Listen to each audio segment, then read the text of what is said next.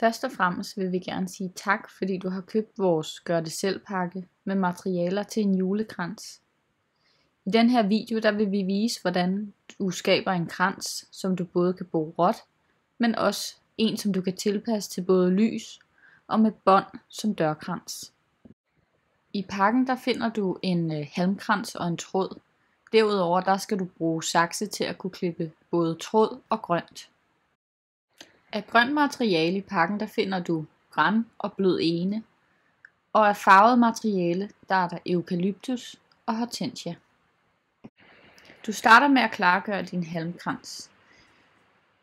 Med lidt ekstra tråd der starter du med at køre 3 gange rundt om kransen, og du strammer godt til undervejs. Efter de 3 omgange der snører du snøren rundt om hinanden, og så kører du en ekstra gang. Så nu har du tråden liggende på ydersiden af kransen. Du skal nu klippe dit bløde materiale, og her er den bløde ene. Du klipper de bløde sidegrene.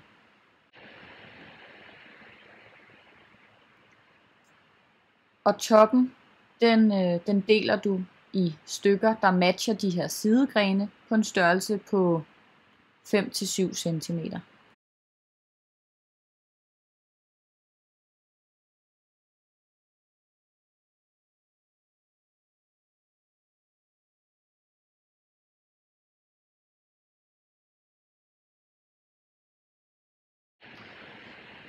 Granens sidegrene klippes også i små grene af 5-7 cm.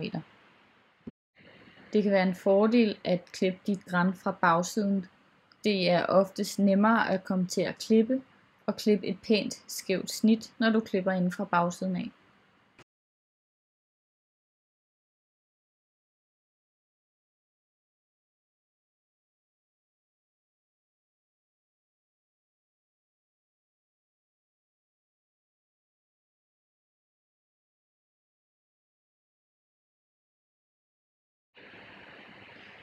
Eukalyptusen den klipper du nu sådan, så den er lidt længere.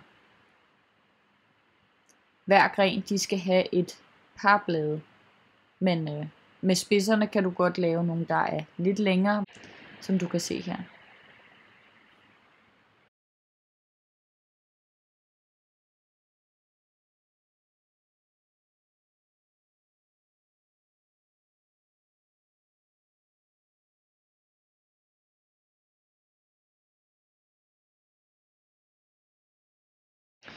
Du bruger de her lidt længere eukalyptusgrene til at skabe noget fylde i din krans, og til at skabe noget liv i din krans, så den ikke bliver for tæt.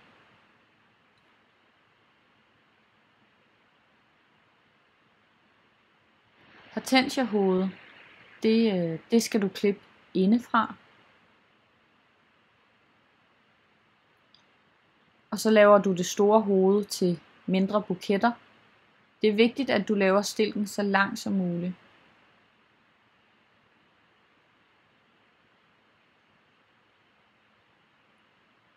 Og de her, de klipper du så i mindre buketter. Det er vigtigt, at du laver stilken så lang som muligt. Og du skal klippe cirka en 8-10 stykker, afhængig af, hvor mange du kan lave af din hortensiablomst. Nu finder du din trådede halmkrans frem og har dit materiale klar ved siden af dig. Start med et stykke gran i kransens inderside og kør en gang rundt. Husk at stramme til. Nu med et stykke blød ene på toppen af kransen, og så kører du en gang rundt og strammer til. For at du kan se, hvordan du skal starte din krans op, så har vi her sat hastigheden på videoen lidt ned, så du kan se, hvordan du lige får hånd om det hele. På ydersiden af kransen, der har du nu et stykke gran, og du kører en gang rundt og strammer til. Så ved du, at dit materiale det sidder godt fast og ikke kan vride sig løs undervejs. Jo tykkere kransen bliver, jo sværere kan det være at håndtere. Derfor skal du nu køre 2 gange med tråden, hver gang du tilføjer et nyt element. Når du har kombinationen af grønt materiale på plads, så kan du begynde at sætte de farvede elementer i. Her der skal du huske at lade materialet overlappe med 2-3 cm. Her der er det vigtigt at se på, hvor meget afstand der er, når du lader materialet overlappe hinanden. Det du skal kunne se, kan man sige, fra det ene materiale til det nye, du lægger ovenpå, det er omkring 2-3 cm. Afstanden mellem materialet afgør nemlig, hvor tæt din krans den bliver. Når du fordeler dit grønne materiale, så er det vigtigt, at du selvfølgelig ikke lægger de samme ting de samme steder, men at du fordeler det jævnt. På den måde så får din krans et mere levende udtryk og et bedre spil.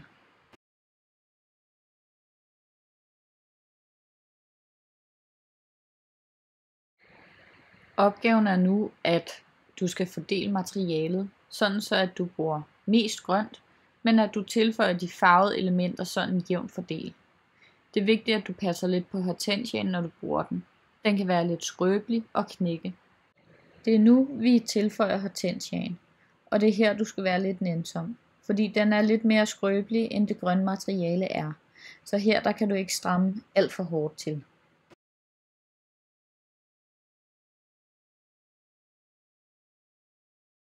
Her kan du se, at vi på en kvart krans bruger de forskellige elementer. Der er både det grønne, men også de 2 farvede elementer. Hvis du ønsker en mere farvet krans, så skal du selvfølgelig bruge flere farvede elementer.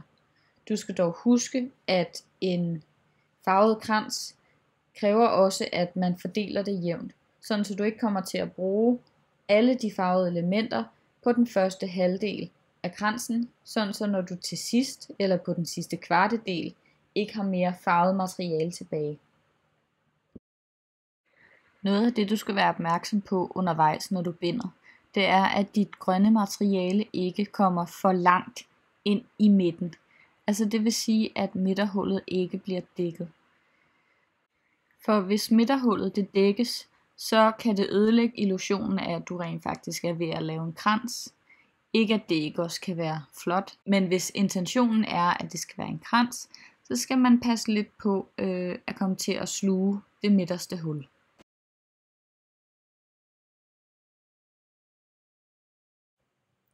Når du har fået et godt flow i at binde kransen, så vil det også være nemmere for dig at begynde at se, hvordan du skal fordele på kransen. Altså om der skal være mere af det ene sted, eller det andet sted. Det er en øvelse, der kræver øvelse, og derfor kan det godt være lidt svært i starten. Men undervejs så vil det komme til dig, hvornår du synes du skal sætte hvad for et slags materiale på.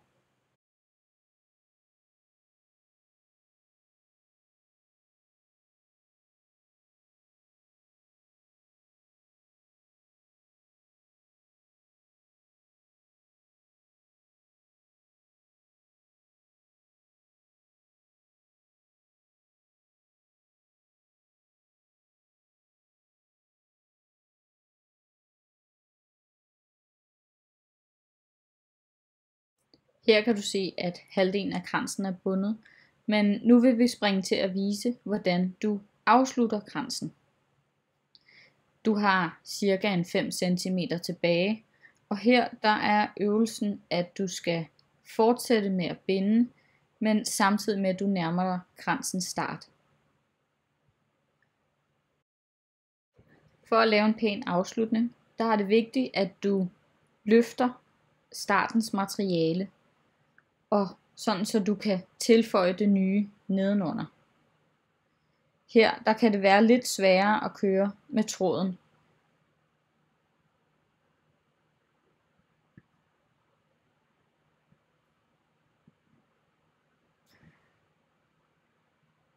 Du skal nemlig ikke komme til at klemme startens materiale med tråden. Derfor så skal du prøve at køre tråden over det nye materiale, som du tilføjer, men under startmaterialet. Og her der kan det hjælpe at vippe tråden lidt fra side til side, mens du kører omgangene rundt med tråden.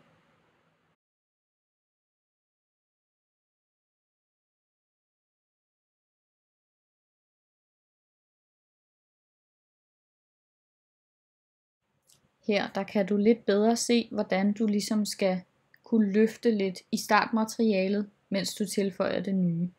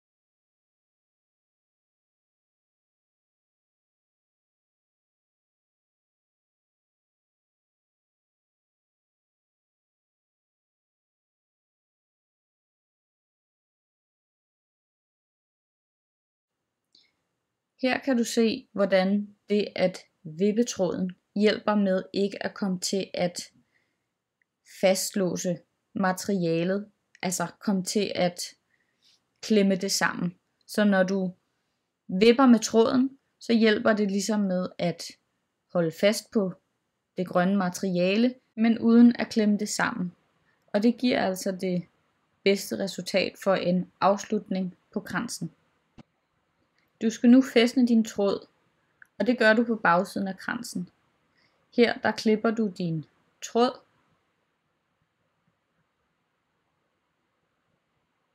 og så skal du føre den her tråd ind under en af de allerede bundne tråde.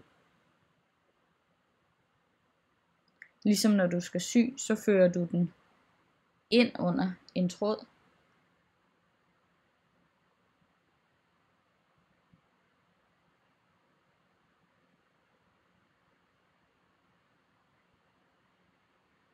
Og så strammer du til. Og det her det gentager du en gang mere, men her der skal du lige tilbage i løkken, ligesom når man syr.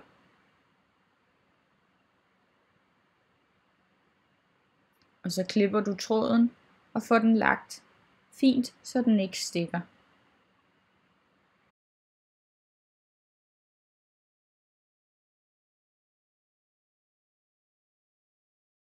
Du har nu skabt en flot krans, som du kan bruge her til jul.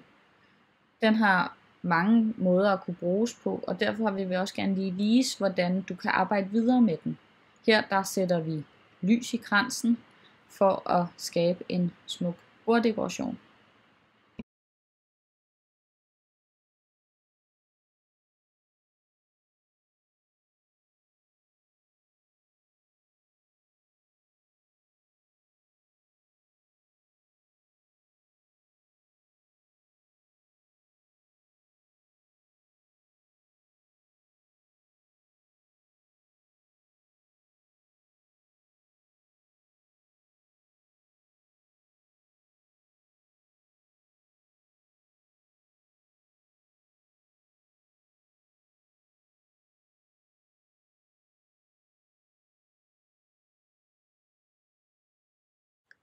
En anden mulighed er at skabe en flot velkomst. Det kan være en dørkrans som den her,